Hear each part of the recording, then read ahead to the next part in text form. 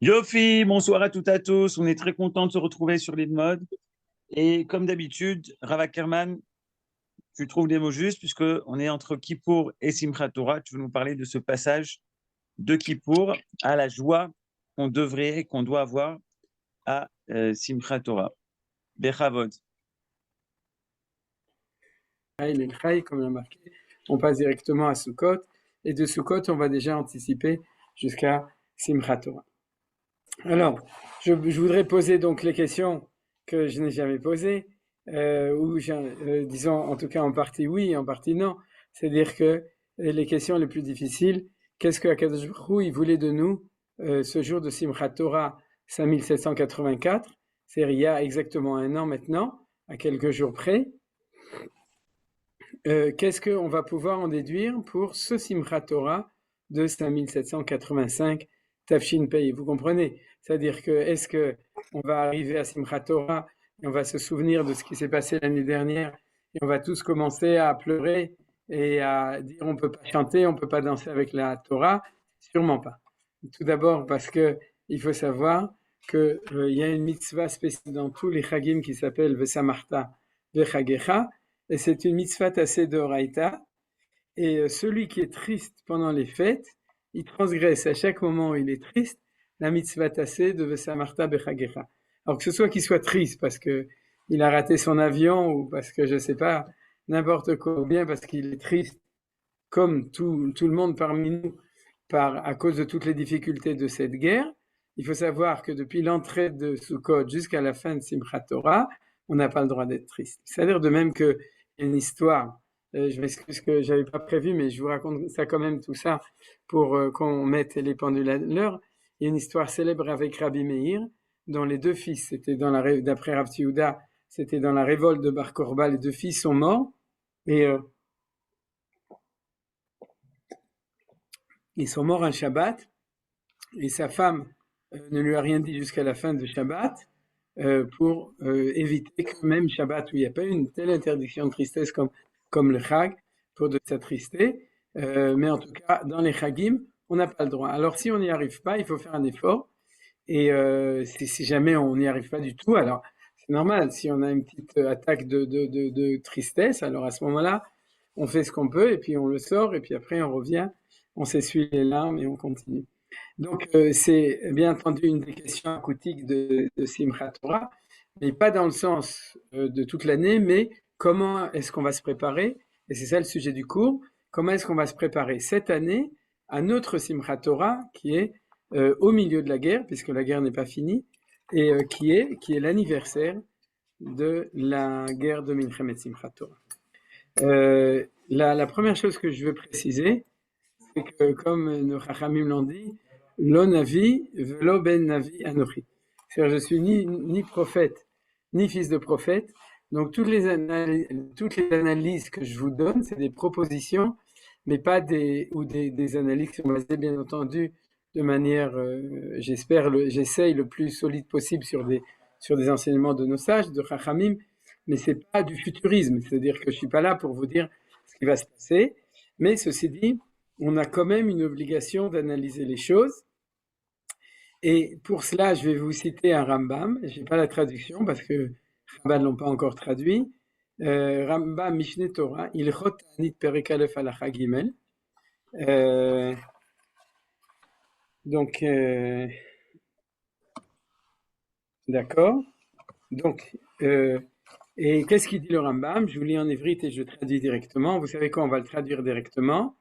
Il parle donc, c'est le premier chapitre des lois de Ta'anit, c'est les lois de jeûne quand il y a des malheurs. C'est pas Ta'anit. Les lois de Ta'anit, c'est pas Ta'anit pour Tisha B'Av et le 17 Tammuz, mais c'est Ta'anit quand il y a une guerre, un malheur, une famine, etc. Et le Rambam nous dit donc dans la troisième halakha du premier chapitre, mais si jamais les Juifs, donc qui sont dans le malheur, ne crient pas Velo Yariyu, et ils ne sonnent pas donc du chauffard ou dans ce cas-là de la trompette, oui, ou les deux au temple.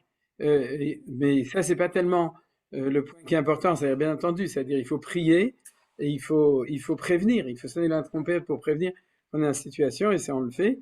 Mais si jamais ils disent que tout ça, ce malheur, ça fait partie du minhag haolam, c'est-à-dire de l'ordre du monde. Vous comprenez? C'est-à-dire ce que ça veut dire?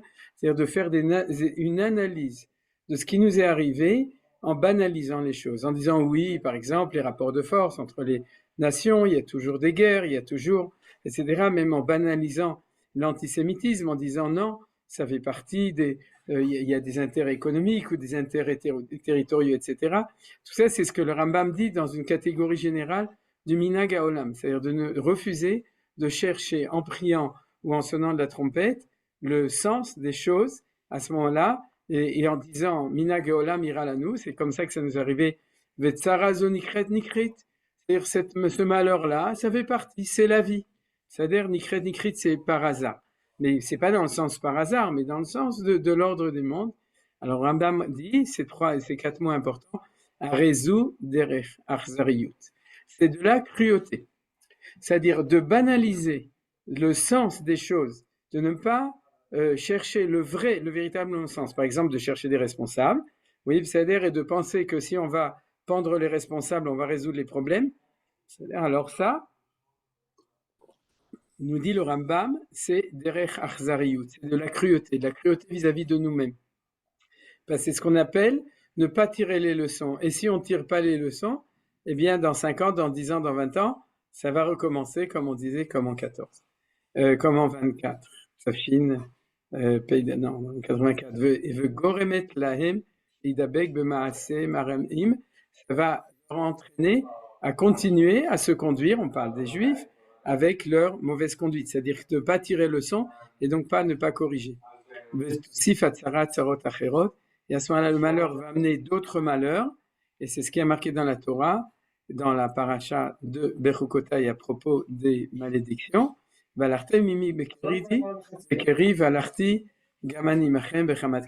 Si jamais vous allez avec moi Bekeri, et on va voir ce que c'est le keri, c'est pas qu'on mange du curry dans le riz, c'est-à-dire, ou la vache keri, Valarti Gamani, et à ce moment-là, dit Dieu, moi aussi j'irai avec vous, Bechamat Keri, dans la colère du Keri.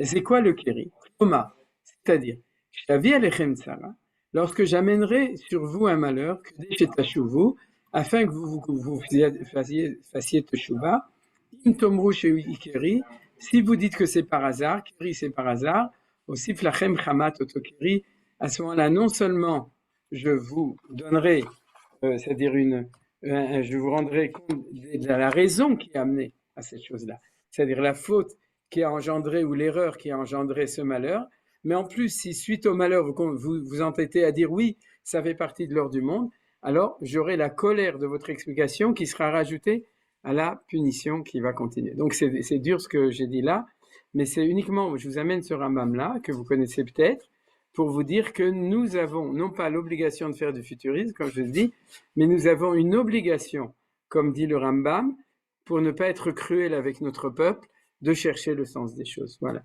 Vous avez compris, c'est-à-dire on est obligé de chercher, et d'ailleurs, comme disait Manitou, dans ses enseignements sur la Shoah, il dit bien entendu que la meilleure réponse sur la Shoah, c'est de dire qu'on ne sait pas. Mais il dit, mais si je dis que je ne sais pas, je laisse la porte ouverte à tous ceux qui vont oser dire qu'ils savent et qui vont dire des blasphèmes ou des insanités sur le sens de la Shoah. Donc, on a une obligation, ce que Manitou a écrit, vous le trouverez dans la parole et l'écrit, dans son article Vaya Bacharita Yami, mais ce sera à la fin des temps, qui est traduit en hébreu d'ailleurs aussi, dans le livre dans un des premiers livres qui a été traduit en ivrite, de Manitou. Donc, et il faut dire que c'est la même chose aujourd'hui. Nous avons un devoir de chercher à donner un sens à ce qui nous est arrivé. C'est-à-dire, et d'autant plus, puisque maintenant, on va devoir se confronter avec ce nouveau Simchat Torah. Alors, j'ai mis un titre sans rien mettre dessus. Responsabilité et non culpabilité. C'est quelque chose qui est très important et vous allez voir que ça fait partie du développement. Quand on dit Ata Hashem, c'est-à-dire, vous connaissez la sisma, je ne veux même pas la dire parce que c'est aussi blasphématoire, mais quand on dit, on cherche à prendre des responsabilités, mais qu'en fait on cherche des responsables, c'est-à-dire en fait on cherche des responsables, des coupables, on ne cherche pas des responsables. Et c'est un point qui est très important, et je crois que j'en ai déjà parlé Et les dati, il faut le dire tout le temps.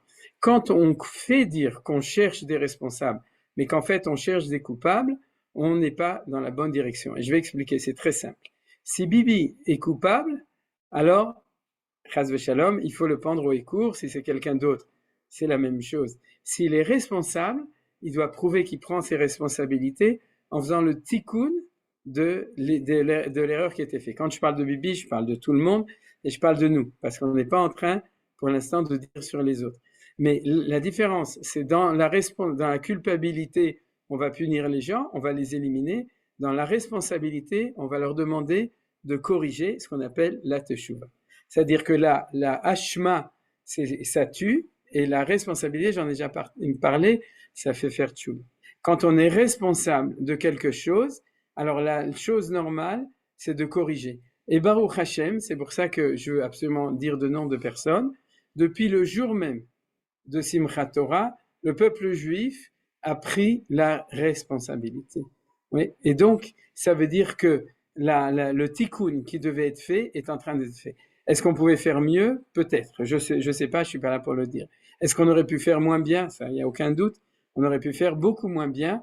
On aurait pu ne pas, nos héros auraient pu ne pas être Moser et Nafsham les 3 premiers jours pour arrêter les Rechaïm du Hamas. Et depuis un an, nos soldats et nos civils auraient pu ne pas faire tout ce qui a été fait pour corriger. Et on corrige, et on n'arrête pas. Et ça, c'est une vraie teshuva. C'est-à-dire que depuis un an, le peuple juif ne fait que teshuva. Il ne fait que tikkun, il ne fait que prendre responsabilité de ce qui est arrivé. Et ça, c'est la réussite, en fin de compte, de ce qui s'est passé jusqu'à maintenant. Pourquoi est-ce que c'est un point très important? Parce que on va donc voir le lien entre Yom Kippourim et entre Simchat Torah. Et dans ce lien entre Yom Kippourim et Simchat Torah, vous avez sûrement très bien compris que le point essentiel, c'est que Yom Kippourim, c'est le jour de la prise de responsabilité de la tchouva au moment de la sortie d'Égypte. C'est-à-dire, quand on est sorti d'Égypte, on a fait une grande erreur qui s'appelle le Egel Hazav, le veau d'or, c'est-à-dire juste après avoir reçu la Torah et après avoir contracté l'alliance des Luchot Abrit, c'est-à-dire des tables de l'alliance avec Akadosh Baruch Hu, et après ça, il y a eu une prise de responsabilité, non pas une hashma, une culpabilité, mais une responsabilité et une teshuva. Et donc, on va voir comment est-ce que, et après, bien entendu, on va le relier avec nos événements actuels, mais on l'a déjà relié, du coup, puisque, en fin de compte, le message de Elul, de Rosh Hashanah, de Aseret Yom Teshuvah et de Yom Kippourim, pour l'instant, c'est ce message d'apprendre que le peuple juif est le peuple de la Teshuvah, et le peuple, non, Hachem nous a appris, Oreta Teshuvah, tu nous as enseigné la Teshuvah, et d'être capable donc de corriger, de prendre la responsabilité de corriger. Alors, on va étudier un texte de Manitou, qui est dans Kimitzion, sur les fêtes, page 75-77. Je me suis dit que c'est bien de faire du Manitou une fois de temps en temps. Oui, et c'est vrai que c'est pas le jour de Midrash Yehuda, mais c'est pas grave. Voilà. Donc Manitou, c'est un cours sur Yom Kippourim, et il dit comme ça. J'ai bien entendu coupé au milieu, parce qu'on n'a pas le temps, on va lire en gros trois feuilles. Elle est dans l'univers biblique du passé intérieur à chaque fils de l'homme la redescente de Moïse, ramenant d'un Sinaï apaisé les deuxièmes tables de la loi qui suit le repentir, plus modeste, plus humble, mais sans doute d'autant plus assurée d'être à la portée d'hommes dont l'histoire est constamment handicapée par la prise en rédemption de déchets de préhistoire antérieure. On va peut-être finir le paragraphe. Les deuxièmes tables sont perpétuellement celles des fils, non, on va le laisser, celles des fils, héritiers d'une histoire où les tables des pères avaient déjà été brisées. Donc, comme d'habitude dans Manitou, chaque phrase, c'est un chidouche. Il y a quelque chose à dire sur chaque phrase et sur chaque mot. Qu'est-ce que nous dit Manitou? Manitou nous dit que, comme vous savez, il y a les premières tables de la loi et il y a les deuxièmes tables de la loi. Les premières tables de la loi ont été brisées. Donc, c'est des tables d'un échec. C'est-à-dire, et la date qui va suivre, et on pourrait dire l'événement important qui suit le 6 Sivan, c'est le 17 Tammuz. Le 17 Tammuz, c'est le jour où Moshe Rabbeinu à briser l'étape du 6 Sivan. Donc, la fête de Shavuot se termine avec la catastrophe du 17 Tammuz. Seulement, l'histoire aurait pu se terminer comme ça, ou bien avec un recommencement à côté, c'est ce que Dieu dit à Moshe Rabbeinu. Il lui dit, laisse-moi éliminer ce peuple, Israël Goy Gadol, on recommence avec toi. Et Moshe Rabbeinu, il lui a dit sûrement pas, et Akadosh Baruch Hu, il sait, parce qu'il lui a dit, retiens-moi. Et donc Moshe Rabbeinu l'a retenu, et il a dit à Hachem ce qu'il fallait lui dire, c'est-à-dire sûrement pas, c'est avec le même peuple, parce que c'est maintenant qu'on va apprendre ce que c'est que une des tables qui ne sont pas brisées. C'est-à-dire, c'est quoi les tables qui ne sont pas brisées? C'est les tables qui suivent la Teshuvah. C'est-à-dire, c'est la capacité, je reviens au mot que j'ai dit tout à l'heure, de prendre ses responsabilités, de corriger, de faire Teshuvah, et du coup, le chidouche de Hachem, que Hachem nous pardonne quand on fait Teshuvah. Parce que vous savez très bien qu'il y a des hommes qui ne sont pas capables de pardonner quand les gens ils font Teshuvah. Il y a des gens autour de nous qui corrigent et ils demandent pardon et ils disent « je te pardonnerai jamais. Ce que tu m'as fait, c'est impardonnable, donc je ne peux pas te pardonner. » Et bien, Akadosh Baruch Hu, il n'est pas comme ça. Non seulement il nous a donné la possibilité de faire Teshuvah, de corriger, mais lui aussi, il nous a enseigné la capacité d'être pardonné. Et le jour où on a reçu ces deuxièmes tables de la loi, de l'alliance, c'était le jour de Yom Kippourim. Donc, le jour de Yom Kippourim, c'est le jour qui nous annonce cette capacité-là. Alors, reprenons les mots de Manitou. Dans l'univers biblique, donc c'est la pensée hébraïque, du passé intérieur à chaque fils de l'homme. C'est-à-dire, c'est quoi le passé? C'est le fait que nous avons en nous tous le fait qu'on a un passé avec un passif, c'est-à-dire avec des erreurs, comme on dit, et même des fois des horreurs, orare humanum est, et à ce moment-là, quand Moshe Rabbeinu redescend avec du mont Sinaï, avec les deuxièmes louchot d'un Sinaï, qui est un Sinaï qui est apaisé. Apaisé de quoi?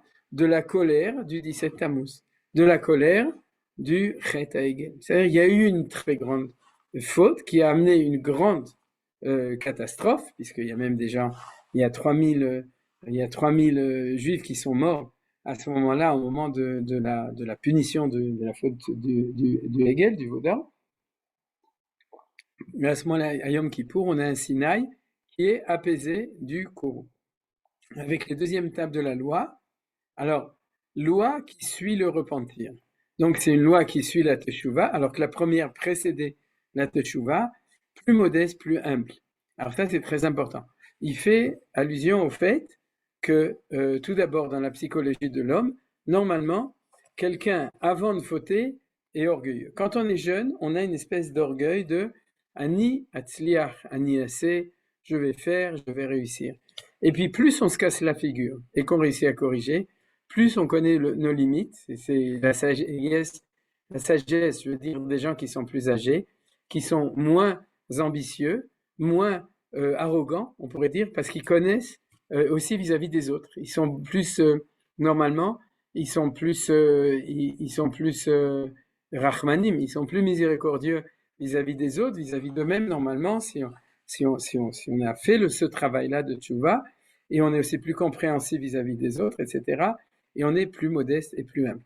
Où on le voit, c'est qu'on nous dit que les deuxièmes tables de la loi ont été données sans tambour ni trompette. C'est-à-dire que la première fois, il y avait des trompettes et du coup on s'est trompé, et la deuxième fois, eh bien, c'était dans la discrétion. Il n'y avait pas kolot ou brakim, toutes ces voix et le ténèbre, le feu et les éclairs qu'il y avait au moment du 6 Sivan, du don de la Torah. La preuve, c'est qu'il n'y a pas de mémoire. Il y a marqué Vayered que Moshe est descendu avec les rocs, mais il n'y a eu aucun tararam. C'est le jour de Yom Kippour. Il n'y a pas dans la Torah, on ne nous raconte pas tout ça. Donc la Torah elle-même a été donnée de manière plus modeste, plus humble.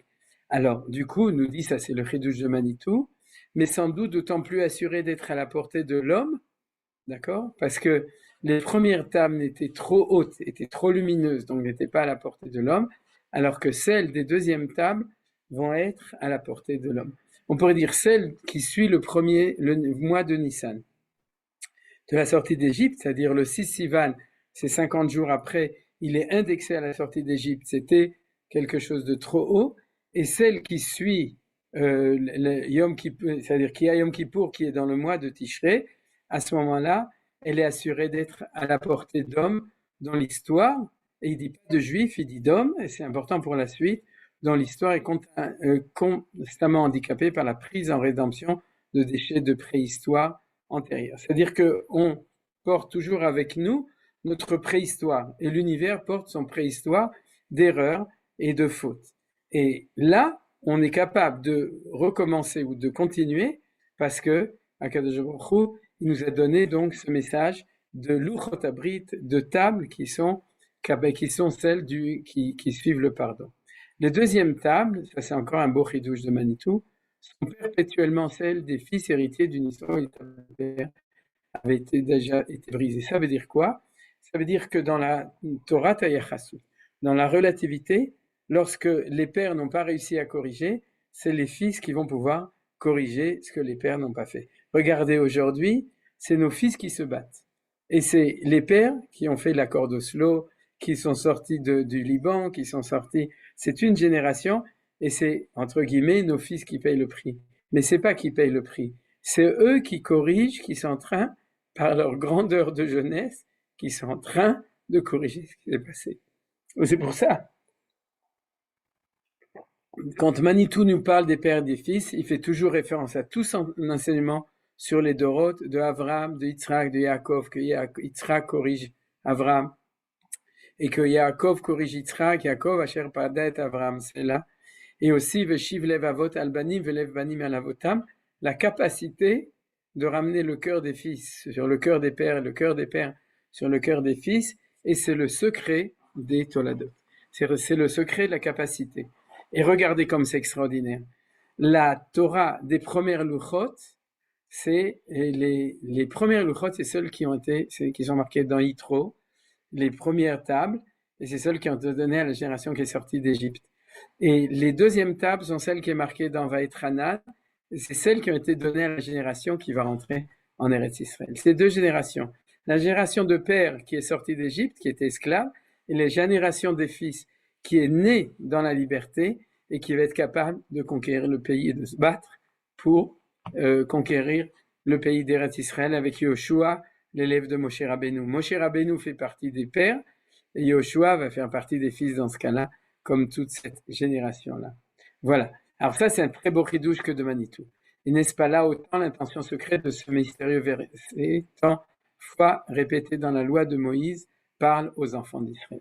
C'est-à-dire le secret de parle aux enfants, c'est qu'il y aura toujours une génération de fils qui sera capable d'être dans la dialectique première table, brisure et teshuva. Des fois, c'est deux générations. Alors, la rédemption, liturgie nécessaire à la religion de la loi. On ne saurait donc trop insister sur l'importance du 10 Tishri comme premier jour de rédemption dans l'expérience et dans l'histoire.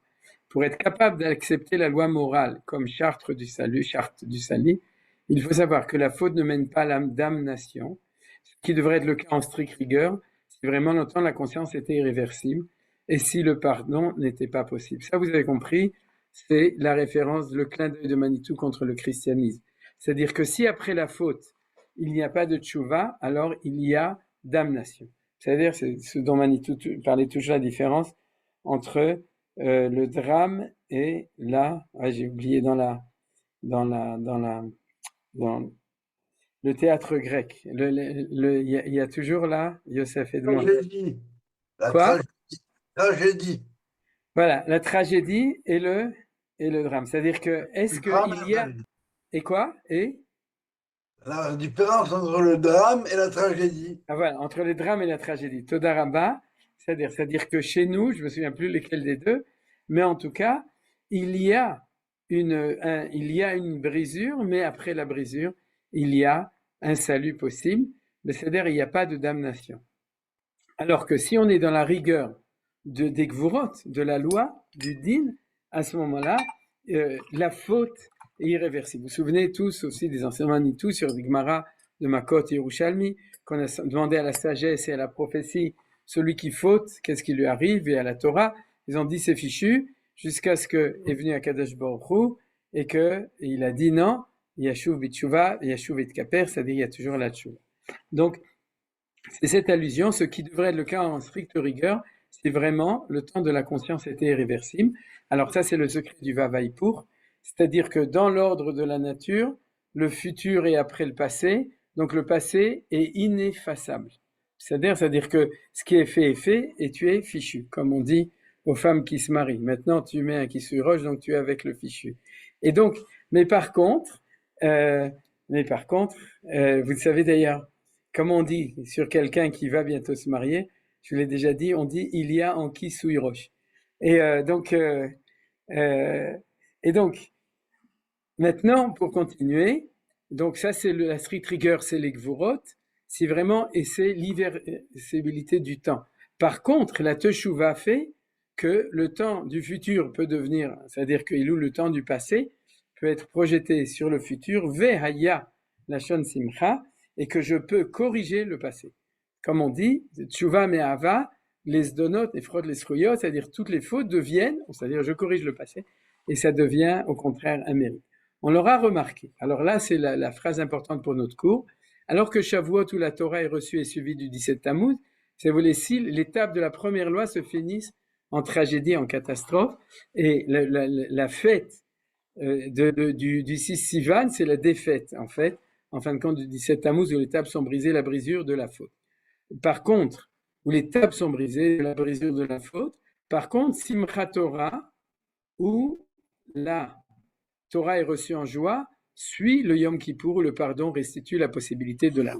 Voilà. Ça, c'est notre chio. Cette phrase, c'est notre chio. C'est-à-dire qu'aujourd'hui, quand on va penser à Simchat Torah, on va penser à la joie d'une Torah qui est une Torah de la réparation de la brisure, de la capacité de faire tchouva, de la capacité de prendre responsabilité, de corriger, et de la capacité avec cela, je dirais même, parce que je projette sur ce qui se passe en ce moment, de créer un ordre, il ne faut pas dire ce mot-là, un nouveau ordre dans le monde, pas l'ordre nouveau, mais un nouvel ordre, qui, Bezrat Hashem, fera avancer le combat du bien contre le mal pour le peuple juif avec nos ennemis musulmans arabes, et pour le monde entier. Il y a derrière, vous avez remarqué, l'unifil, c'est-à-dire les chrétiens et le monde entier, il n'a pas envie de sortir, ça veut dire qu'ils sont complices du Hezbollah, comme ils sont complices avec UNRWA, c'est le UNRWA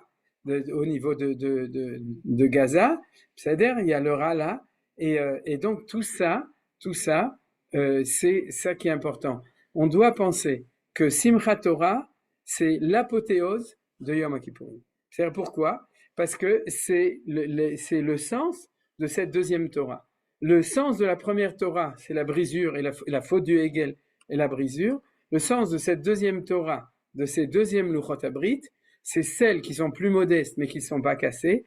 Et du coup, puisqu'ils ne sont pas cassés, il faut danser. Alors, maintenant, on danse déjà à Yom Kippour.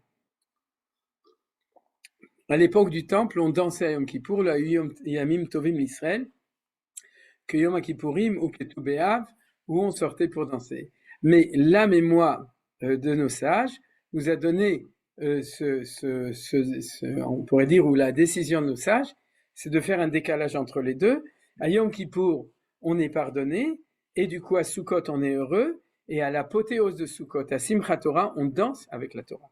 Et on danse avec les Sifrei Torah de Yom Kippour qu'on a reçus à Yom Kippourim. On danse avec les Luchot Abrit, les tables de l'Alliance de Yom Kippourim. C'est-à-dire, c'est ça le point qui est le plus important. Premier Luchot, fête du 6 Sivan, défaite du 17 Tammuz.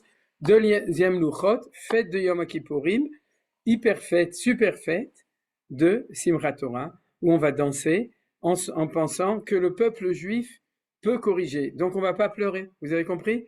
On a pleuré à Yom Kippour, Tov Meod, c'est Beseder Gamour, on ne va pas pleurer à Simchat Torah, on va se réjouir et on va trouver un moment, comme il va être décidé au mois de Cheshvan, quand on sera sorti du mois de Tishrei, c'est-à-dire ça a été fait aussi le 7 octobre, Beseder, mais il y aura Kol Shana, un moment au mois de Cheshvan, où on pleurera le malheur de Yom Simchat Torah de 5784. Ça oui. Mais le jour de Simchat Torah, on va penser à ce koach, à la maout, à l'essence de Simchat Torah, qui est ce qu'on a vu maintenant. On continue. C'est bien le 10 Tishri qui est vaincu, le désespoir qu'entretient en Jacob l'écartèlement entre l'existence du bien absolu et la connaissance de soi comme être peccable, capable de faute puisque libre dans un monde où presque chaque pas comporte un piège à la vertu. Alors vous comprenez qu'il y a des gens qui ont fait des erreurs qui nous ont amenés à ce malheur. Ceux qui l'ont fait, c'est nos ennemis, c'est le Hamas. Mais à l'intérieur de nous, il y a des gens. Pourquoi? Parce que l'homme est peccable. Ça veut dire qu'il est peccable, c'est pas qu'il est pécheur, c'est la différence que dit Manitou entre les deux. Les pécheurs, c'est-à-dire, c'est à Cannes, d'accord? Parce qu'ils font la canne à pêche. Et mais c'est au festival.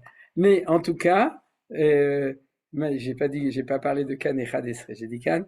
Mais en tout cas, le pécheur, c'est celui qui est fichu, c'est-à-dire qui est damné, condamné par cela.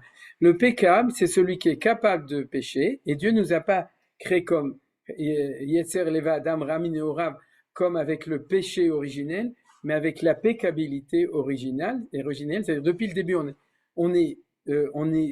c'est normal qu'on tombe. La preuve, c'est que ça a pris quelques minutes pour que Adam et Chava, ils mangent du Etz Da'at Tovara, alors que c'était la seule interdiction qu'ils avaient. Donc ils étaient peccables, on est tous peccables, mais la différence, c'est qu'on peut corriger. C'est-à-dire, alors c'est ça, c'est la faute, c'est le signe de la liberté, puisque c'est le fait de désobéir à la volonté de Dieu, donc ça prouve qu'on est différent de lui. Sinon, on serait des robots de la volonté de Dieu, et quand on mangerait, on dirait robotai nevarer. Voilà. Donc, renoncer à la morale comme voie du salut, seule voie que la dignité de l'homme puisse accepter par crainte de la damnation de la première faute, c'est cela le deuil de la conscience droite qui ne connaît pas la certitude de la rédemption. C'est-à-dire de dire qu'il faut être tzaddik gamour, ne jamais faire de faute, parce que sinon on est fichu. C'est comme les gens qui pensent que si jamais ils vont se tromper de route, ils vont jamais retrouver la bonne route. Non, c'est-à-dire on peut se tromper, c'est pas grave.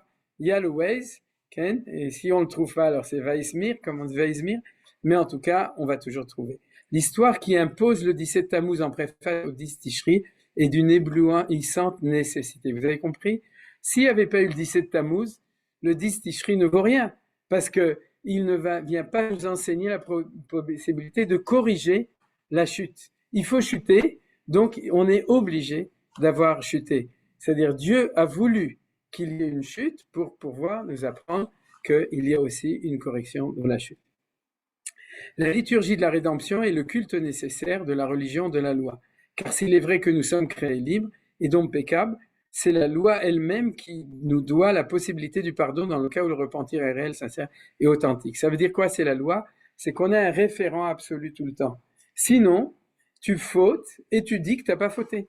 C'est-à-dire que tu dis que la seule valeur, c'est le monde chiloni, le monde laïque aujourd'hui. Pourquoi? Parce qu'il dit « You do what you like ». Ils sont laïcs. C'est-à-dire tu fais ce que tu veux et tu caches les risques que tu fais. C'est-à-dire tu dis ce que j'ai fait, c'est ça le bien. Alors là, tu es fichu. Parce que tu es fichu d'une autre manière. Tu n'as pas une référence absolue qui crée la distance entre ce que tu as fait et une valeur absolue. Donc, il faut une valeur absolue qui est la loi, et il faut la teshuva pour être capable, parce que c'est sûr qu'on est peccable, de pouvoir reconnaître la distance entre ce qu'on a fait et la valeur absolue, l'erreur, et ensuite être capable de faire teshuva pour revenir à la valeur absolue. Donc, il y a une dialectique entre la loi, et c'est pour ça que l'étape de l'alliance sont oui, l'étape de la loi, ce qui est marqué dessus, c'est les 10 commandements, c'est-à-dire c'est vraiment des mitzvot, c'est des lois, et c'est ça qui explique la capacité de faire ça. De sorte que tout se passe comme si le monde qui nous est fait n'a pas comme principe ne faute en aucun cas sous peine de damnation. Vous voyez, c'est l'histoire des saints chez les chrétiens. C'est-à-dire que le saint Ouin, le saint, c'est quelqu'un qui n'a jamais fauté, d'après eux. Non, chez nous, je dis pas, il y a toutes sortes, c'est plus compliqué, hein, il faut pas non plus schématiser. Mais si vous voulez, il faut pas fauter, ou il y a d'autres stratagèmes de pardon chez eux. Mais en tout cas, c'est faux de dire ça, c'est-à-dire parce que tu n'as pas le droit de fauter, si tu fautes, tu es fichu. D'ailleurs, regarde, c'est aussi un des problèmes du système religieux, c'est-à-dire que de fixer les règles et les lois de manière très claire, et donc du coup, nos enfants risquent de sentir que si jamais ils font une erreur, ils sont condamnés. C'est-à-dire où ils sont damnés parce qu'il y a une loi. Et non, c'est normal, il y a la loi, et d'un autre côté, il y a l'erreur, et d'un troisième côté, il y a la tchouva. D'un tel monde qui pourrait être justifié, vous comprenez, on est tous fichus. Mais ne faute pas, mais quelle est la vérité? Ne faute pas. Et s'il t'arrive de le faire, repens-toi en vérité. C'est-à-dire, fais une vraie tchouva. Vous comprenez qu'un grand rave n'est pas offusqué du fait que si quelqu'un vient devant lui, il lui dit j'ai fait des erreurs. D'accord? C'est comme un psy. Seulement, la différence c'est que le psy il va dire mais non, c'est pas grave, reste comme ça, c'est normal. C'est-à-dire non.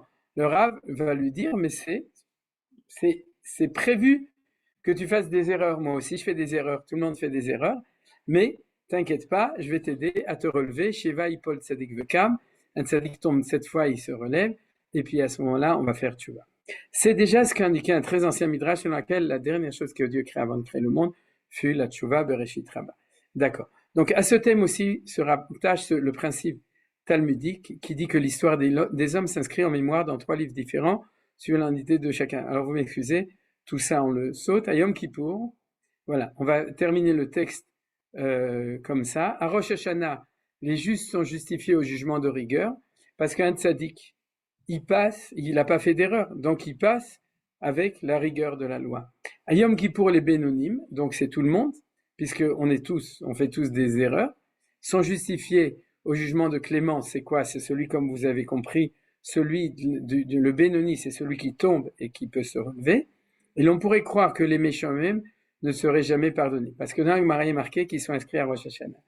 Mais ce que Manitou nous dit, je l'ai vérifié chez les Mekoubalim, d'accord? Il le dit dans la phrase suivante. Dans le Shara Kavanot, j'ai pas vu dans Priet Sraïm, vous pouvez vérifier. Il n'y a nulle part marqué que les Rechaïm, ils sont inscrits à Rosh Hashanah. Il y a uniquement marqué que les Tzadikim sont inscrits à Rosh Hashanah. Donc les Tzadikim, ils sont tous passés à Rosh Hashanah. Nous, on avait peur d'être outrepassés parce qu'on n'était pas Tzadikim, mais on est déjà tous passés parce qu'on est tous des Bénonim à Yom Kippour, Bezrat Hashem. Et comme dit le Harizal, dans les dernières sections influence des maîtres kabbalistes, il est institué une liturgie de la grâce à Hoshana Rabbah immédiatement avant Simchat Torah. Comme si ces maîtres avaient prolongé l'histoire de la rédemption des tables brisées au-delà des deuxièmes tables, pour Évonidvo de l'absolu de clémence qui puisse justifier aussi tous ceux qui auraient gardé, fût-ce une trace infime, une solidarité efficace à la communauté des hommes de la loi. Et certains disent qu'un sursis supplémentaire va jusqu'à Hanouka pour ceux qui, même sans aucun mérite de la loi, participent à la rédemption purement nationale. Alors ça, c'est un grand rite que j'avais déjà cité, et qu'on aime bien de dire que si tu n'es pas Poresh Minat Tzibour, que tu votes en Israël ou que tu es associé au destin de Am Israël qui est en Eretz Israël, même si tu es en dehors, si tu es toujours lié avec, alors même si tu es un mécréant complet, alors tu es récupéré à Hanouka avec les petites bougies de Hanouka. Mais en tout cas, Hoshana Rabbah, c'est déjà la Yeshua de Rechaim. Alors, on a fini ici maintenant le texte de Manitou qui est extraordinaire, qui a dit tout cela. Et donc, ce qu'on a bien compris de tout cela, c'est qu'avec Hoshana Rabbah en plus, c'est-à-dire le jour de Simchat Torah, c'est le jour de la Simcha, de la vraie Torah, qui est la Torah de la Kapara et de la Tchouva. Tout d'abord la Tchouva et ensuite de la Kapara. Et même les Rechaim, comme j'ai dit, qui n'étaient pas récupérés le jour de Yom Kippourim, ils vont être récupérés à Hoshana Rabbah. Donc à Simchat Torah, on peut chanter, danser, vous avez compris? Parce que Va'amer Kulam Tzadikim, tout le peuple juif, il est là pour pouvoir danser le fait qu'on est lié. Alors, regardez maintenant, dans Parshat Pinchas, il est marqué comme ça. Bayom Hashmini, Atzeret Yelachem, Kol Menechet Avoda, Lo Ta'asu. Donc on est Hashmini Atzeret, Vikraftem Ola, Ishe Reach Nichoach Ladonai, Parechadai Lechad, Tfasim Beneshana, Shivaat Mimi. Et Rachid nous donne un enseignement qui est très connu. Il y aura pour vous une Atzeret. Atzeret, c'est une fermeture. Oui, la Atzor, c'est d'arrêter quelque chose. La Haggadah explique. Donc Rachid donne d'abord un pshat, au nom du pshat, et ensuite il amène le Midrash Haggadah, qui est très connu. Tout au long des jours de la fête, ils ont présenté des offrandes correspondant aux 70 nations.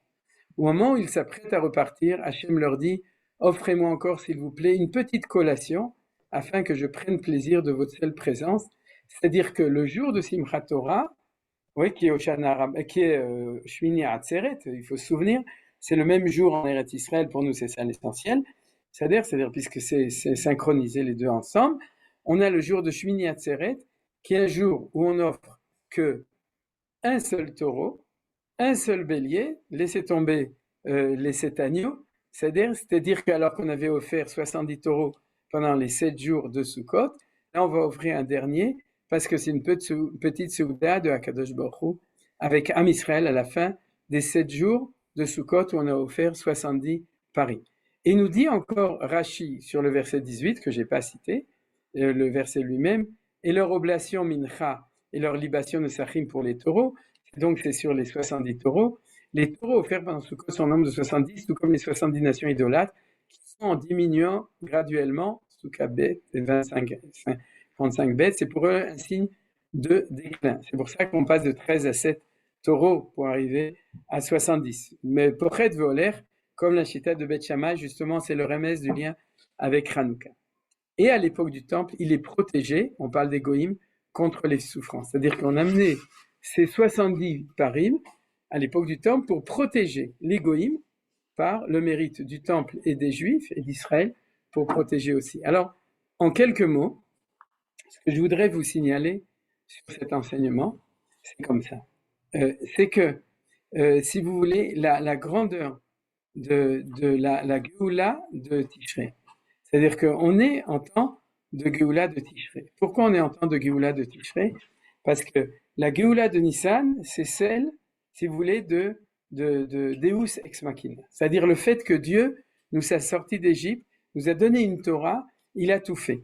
Hachem ilachem lachem, batem tacharishun, quand on a passé la mer Rouge, il a dit restez et c'est Dieu qui va vous faire les choses. C'est vrai que Narshon a sauté la mer, mais si vous voulez, dans la relativité entre Tishrei et Nissan, Nissan c'est ce qu'on appelle Itaruta Deleila, c'est-à-dire c'est Dieu qui fait tout, et Tishrei c'est la Teshuvah. Et la Teshuvah, c'est que Dieu il est là pour nous pardonner si nous on se relève, si nous on prend notre destin en main, et c'est le secret de la Géoula qui vient par en bas. Dans cette dialectique Géoula qui vient par en haut, Géoula qui vient par en bas, on a le fait qu'il y a une opinion de Rabbi Yoshua qui dit que Benissan Igalou, ou Benissan Atidim Ligal, c'est on est sorti la Géoula d'Égypte en Nissan et dans le futur on sera aussi libéré en Nissan. Et par contre Rabbi Eliezer dit Benissan Igalou ou Vetishrei Atidim Ligal. C'est-à-dire qu'on sera libéré en Tishrei parce qu'on sera libéré d'après Rabbi Eliezer par notre propre mérite, alors que d'après Rabbi Yoshua, par le mérite de Dieu. C'est Dieu qui va nous sauver, et là c'est nous. Alors comme les deux sont vrais, alors donc c'est pour ça que les Mekoubalim disent Elou ve'Elou, divrei Elokim Chaim. Mais nous, ce qui nous intéresse, c'est la Torah de Tishrei. Et dans cette Torah de Tishrei, comme a dit Manitou, cette modestie, cette correction, cette capacité de faire une Torah qui est à la hauteur de l'homme, c'est aussi le fait qu'elle est à la hauteur de l'humanité. Et c'est pour ça que la fête de Sukkot est la fête de la Géoula universelle et Atid Lavo, comme c'est marqué dans la lecture de la Torah, dans la Haftara, de Sukkot, etc. Vous comprenez cette idée? C'est-à-dire, si la Torah est à la taille humaine, c'était la phrase de Manitou, alors elle est pour nous à notre taille, elle nous permet de faire tchouva et de se reconstruire, et c'est la tchouva qu'on attend du peuple juif, mais si elle est à la taille humaine, alors elle appelle les nations à faire tchouva et à recevoir aussi cette Torah qui a été donnée le jour de Yom Kippourim. Alors maintenant, c'est très simple. C'est ça que je voudrais dire à propos du cours de cette année. C'est-à-dire, et de ce qui s'est passé maintenant. Qu'est-ce qui s'est passé? Il s'est passé que, en fin de compte, on a en face de nous une humanité qui doit prendre une position très claire. Est-ce que, alors pour cela, excusez-moi, je voudrais rajouter une phrase parce que j'essaye de terminer. Je regarde toujours qu'il me reste plus tellement de temps. Alors je voudrais quand même avoir le temps de terminer cette idée. Pourquoi est-ce que il y a 70 plus 1? Vous avez compris? Il y a 70 parim et encore un par, celui de Simchat Torah. Il y a 70 qui sont les 70 nations, les 70 facettes de la Torah, etc. Et puis, il y a le par de Shmini Atzeret de Simchat Torah qui est de nous. Parce que dans le fond, si vous voulez, il y a une dialectique au niveau du peuple juif entre l'universel et le et le spécifique. C'est-à-dire, on est Am Segula, on est un peuple, Amavdil ben Israël Amim, qui est séparé des autres peuples. Oui, ce que Manitou expliquait au moment de la faute de la tour de Babel, c'est qu'on s'appelle les Hébreux, non pas parce qu'on a des passim, levanim, passim, chorim, comme le zèbre, c'est-à-dire on a des lignes blanches et des lignes noires sur notre talit. On s'appelle les Hébreux parce que Kol haolam me'ever echad, v'anachnu me'ever hasheni. C'est-à-dire que d'un côté, on fait partie des nations, mais d'un autre côté, tout le monde est d'un côté et nous, on est de l'autre côté. Alors, de même, au niveau des nations, il y a 70 nations, 70 langues. Il y a Israël qui est différent, qui est le principe unificateur de tout le monde. Et il y a les 7 jours de Sukkot, et il y a ensuite le jour de Simchat Torah, de Shmini Atzeret, de Simchat Torah, qui est celui de la singularité du peuple juif différent des autres nations. Vous avez compris? Et l'un ne peut pas aller sans l'autre. Il ne peut pas y avoir 70 nations sans le peuple d'Israël qui unifie tout le monde. Il ne peut pas y avoir d'Israël comme singulier sans les 70 nations. De même que dans le Sanhédrin, il y a 70 membres du Sanhédrin, le Moshe Rabbeinu al-Gabem. Il y a Moshe Rabbeinu, le Av Bedin, le président du tribunal, qui ne fait pas partie du tribunal, qui est au-dessus, qui fait le principe de l'unification de toutes ces choses, du Sanhédrin, et de même au niveau des nations. Alors, regardez, qu'est-ce qui s'est passé l'année dernière à Simchat Torah? Et là, je boucle la boucle. Il s'est passé que nous avons découvert, en tant que nation, que nous étions différents de toutes les nations. Parce que quand on était en exil, nous savions qu'en tant qu'individu, un Youpin, c'était pas un Pato, c'était pas un Français, c'était pas un Allemand, c'était pas un Marocain, c'était pas un Ukrainien, c'était un Juif. Et quand il était Juif, il était haï parce qu'il était Juif.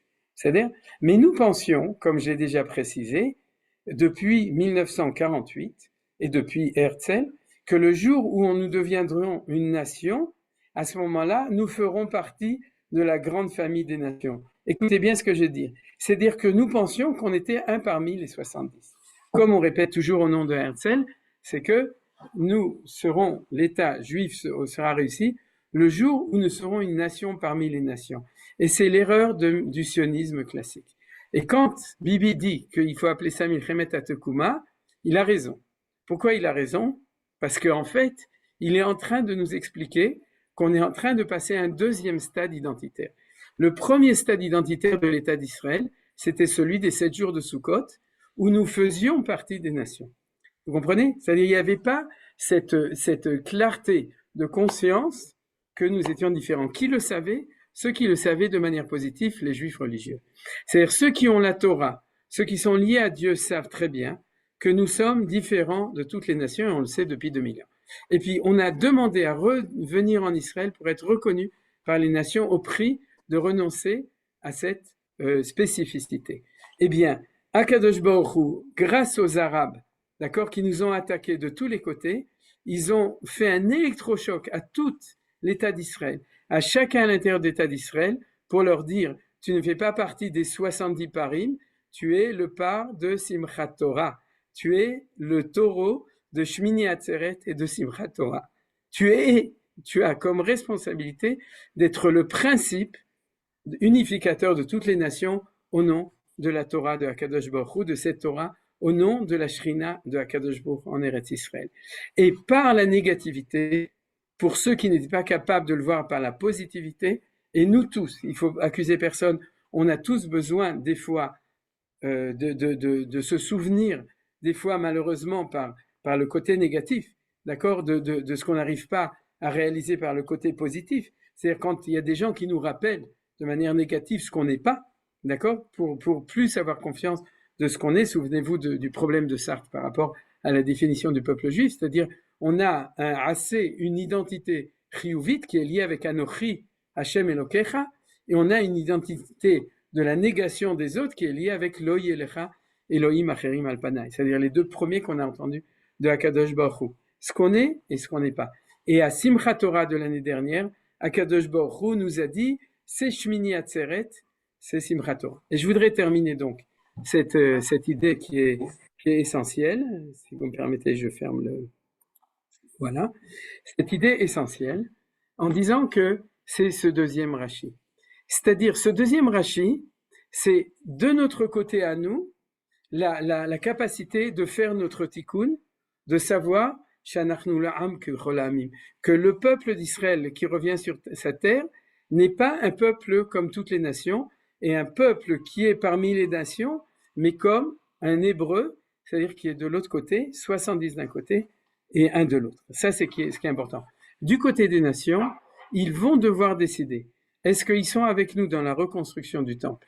Et s'ils sont du côté de la reconstruction du temple, notre bracha du 8e jour et de Simchat Torah de Shmini Atzeret sera leur bracha des 7 premiers jours et des 70 nations. Vous avez compris? C'est les nations, c'est ce qui est marqué dans l'Haftara du premier jour de Zecharia, et les peuples qui monteront à Sukkot, à ce moment-là, ils seront bénis. Parce que les 70 parim, dans la source de Sukkot, seront la source, et ça, c'est dans le projet messianique où le temple est reconstruit. Et on est en train, c'est-à-dire qu'on est déjà dans notre État d'Israël, en train de proposer aux nations d'être la source de bracha pour ceux qui seront avec nous dans la reconstruction du pays, dans la reconstruction de Jérusalem, du Harabait et du Beth Amikdash, et à ce moment-là, la bracha de Sukkot sera leur bracha. Si par contre, comme toutes ces nations musulmanes et tous ceux qui sont derrière des nations chrétiennes décident d'être du côté de ceux qui s'opposent, comme vous savez, Maboul et l'Aqsa, c'est-à-dire de faire une guerre pour empêcher la construction du temple, la restitution de la souveraineté du peuple juif sur sa terre et de sa sécurité, à ce moment-là, les 70 parim seront sous le signe de Pochet Voler, de la disparition petit à petit. Et donc, je termine avec une bracha, et on finit toujours avec le côté positif, chez Bezrat Hashem, que tous nos ennemis s'accomplissent sur eux la klala des Pochet Voler, qu'ils aillent en diminuant et diminuant comme la direction des parim du Chag, et on va dire comme les Ashkenazim, tous ces peuples, l'Omagialem Parim, parce que ce n'est pas des Parim, c'est des Purim. Ils sont complètement pourris. C'est-à-dire, et donc, qu'ils soient Pochet Voler, et que nous, Bezrat Hashem, on réussisse à retrouver dans la Simcha de Simchat Torah cette identité spécifique, Sher Bachar Banu Mikol Ha'amim, Venatan Lanu et Torato, celui qui nous a choisis parmi toutes les nations et qui nous a donné sa Torah, c'est-à-dire, et c'est ça qu'on va penser à Simchat Torah quand on va danser, de nous qui sommes le peuple de Hachem, qui sommes proches de lui, qui sommes capables de corriger, et il est capable de nous pardonner, et on danse. Et c'est cette Torah-là qu'on aime, cette Torah de Teshuvah et de Kapara et de Rachamim, celle de Yom Kippour, et c'est avec celle-là qu'on va danser. Et pour voir aussi un message universel qui est en train de se passer, ça va faire le birour au niveau des nations, et les nations qui seront capables d'être avec nous et de reconnaître, alors ils seront protégés par ces 70 parim de Sukkot, Chag, Sameach. Voilà. Est-ce que vous avez des questions ou des remarques? Sinon, je vous souhaite Chag Sameach. Et on se retrouve. Pardon. Chag Sameach. Toda rabba. Je pouvais me poser une question, s'il vous plaît? Oui, mais une seule, parce que je suis un petit peu pressé aujourd'hui. Alors, juste tout rapidement, parce que tu as dit que ça, les pères et les fils. Alors, les pères, c'était Oslo, les fils, c'est nous. Mais, ou nos enfants, plutôt. Ouais. Mais finalement, les gens d'Oslo, c'était aussi des fils. Je veux dire, Ouais. c'est pas comme ça s'améliore de génération en Tu as tout à fait génération. raison, Nelly. Tu as tout à fait raison. C'est il faut étudier Einstein, la théorie de la relativité. C'est-à-dire qu'on est toujours le père de quelqu'un et le fils de quelqu'un. Ouais. Et c'est très bien, d'accord? C'est-à-dire tu as ta relation vis-à-vis de tes parents, vis-à-vis de tes enfants. Et c'est ça l'espoir.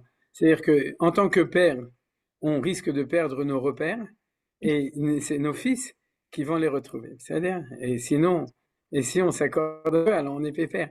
Mais en tout cas, tu comprends, c'est ça. C'est-à-dire, dans chaque fois, il y a un renouvellement d'or v'dorsham, d'or v'chamam. C'est-à-dire qu'il y a à chaque fois, à chaque génération, de nouveau, dans l'étude de Manitou à propos des toladot, des engendrements, Manitou montre toujours que Dieu aurait pu créer un monde où les gens auraient été créés au début et ils auraient vécu pendant 6000 ans. C'est-à-dire chacun en corrigeant. Et en fait, la vie et la mort, c'est le renouvellement possible. C'est une des clés de la tchouva, c'est le fait qu'il y a des nouvelles générations. C'est-à-dire que la nouvelle génération va pouvoir corriger, il va lui-même faire ses erreurs, et la génération d'après, et c'est par ce mouvement-là qu'on s'approche du Mashiach, puisque le Manitou disait toujours que le Mashiach c'est Ben à Adam, c'est-à-dire c'est le Fils de l'homme qui sera réussi, et c'est toutes ces générations dont on fait partie, et j'ai donné un exemple, d'accord? C'est-à-dire cet exemple, c'est l'exemple akoutique de maintenant, entre la génération. Mais eux-mêmes, par exemple, comme tu as dit, eux-mêmes, c'était la génération qui ont fait le tikkun par rapport à la génération d'avant. C'est ceux qui se sont battus en 48, en 67, et qui ont fait le tikkun. Voilà. בסדר. אוקיי, alors, בבקשה, חג שמח ונזכה לשמוח. חג שמח, תודה רבה.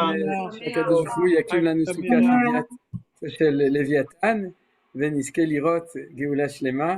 בסדר? ולהתראות. ונצחק. ונצחק.